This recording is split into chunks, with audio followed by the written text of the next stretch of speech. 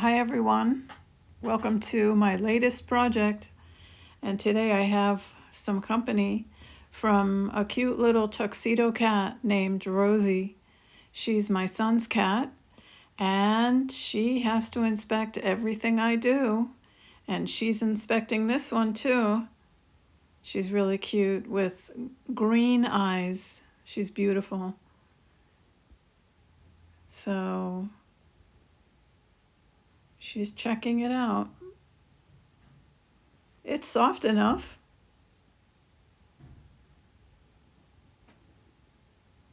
Here she comes.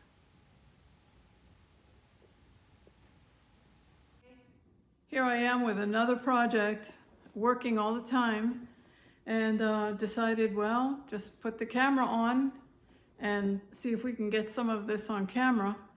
I decided to make something out of some flannel that I had, using like a light brown on one side, a darker brown on the other. And I skipped the traditional binding technique and just turned under the edges of these together and used a very strong quilting thread and just sewed up the edges like that with large-ish stitches. Once I did that, I decided, well, maybe I want to do some applique work. I was really kind of hankering for that. And I picked out some squares that I had. I think the greatest amount of time was curating the colors that I wanted to use, but that's as far as the precision went, because I decided to let it look like everything was just laid out very casually, and that's exactly what I did. So I didn't use any math to check the spacing. I just sort of eyeballed it, knowing that it was going to be a little bit wonky, and I kind of like that. So I started sewing these on. As you can see, these two up here have already been appliqued on. These here are still flapping because they're only pinned in place. You can still see the numbers that I affixed. I like to do that. I like to put a little piece of masking tape on there, and I number the blocks so that once I get the pattern laid out that I like, the masking tape numbers help me keep them organized in case I move things around or something falls off. So I'm continuing to work on this.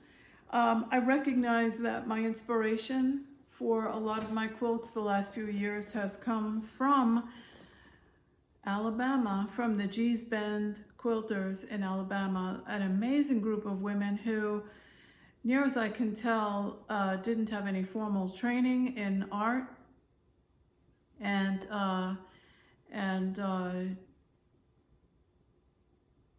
but who have created these quilts that you can only describe as artworks because you think that you're standing in a contemporary art museum, and you're standing in front of a Joseph Albers or a Barnett Newman or something of that order.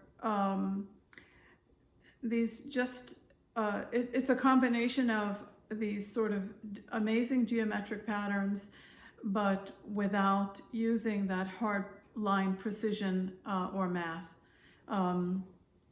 So that's where the inspiration for this, that's where that came from.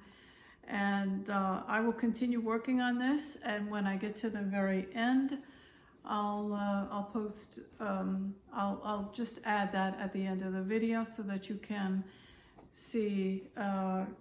This quilt is destined for charitable purposes. It's nice and heavy and should provide some warmth for someone. So onward.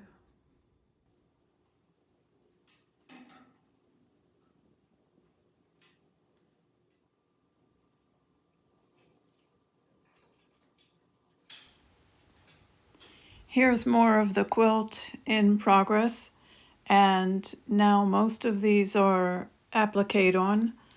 I think there are still that haven't been put on, but I'm still working on it. Just showing you a bit of the work.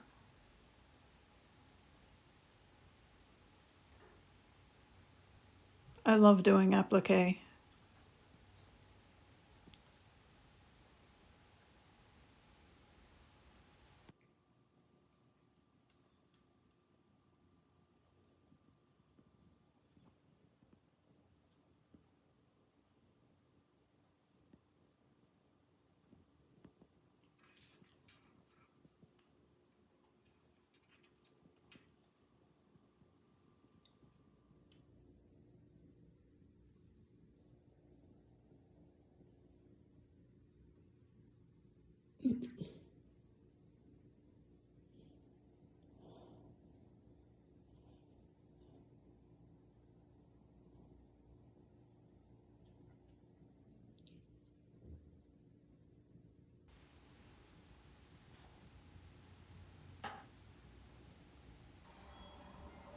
And here I'm trying to teach myself, or trying to relearn how to do some crochet, because I wanted to make some beanies for some homeless kids. And so my first couple of attempts were not great, I have to admit. A few mistakes here and there, but I'm getting better. I'm putting in the effort, so I'll be working on that.